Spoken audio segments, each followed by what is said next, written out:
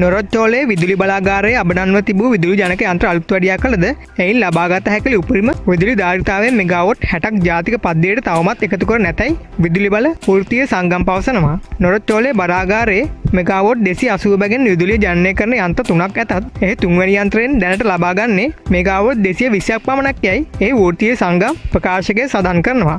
පෞද්ගලික සමාගම් වලින් විදුලිය වැඩිමිලට මිලදී ගැනීම සඳහා මේස කියා කරන්නේද යන්න විදුලි බල මණ්ඩල බලධාරීන් ජනතාවට පැහැදිලි කළ යුතු යයිද හෙතෙම කියා සිටියා. පවත්නා විදුලි හිගම නිසා පෞද්ගලික අංශයන්ගෙන් විදුලිය මෙගාවොට් 500ක් මිලදී ගැනීමට විශේෂ භාර අමාත්‍යවරයා කැබිනට් අනුමැතිය ඉල්ලා තිබුණා. එහෙත් දැනට රාජ්‍ය අංශය තුළ ආයතන ගණනාවකම නිකන් තිබෙන විදුලි ජනක යන්ත්‍ර වලින් විදුලිය මෙගාවොට් 200ක් ජාතික පද්ධතියට ලබාගත හැකියි.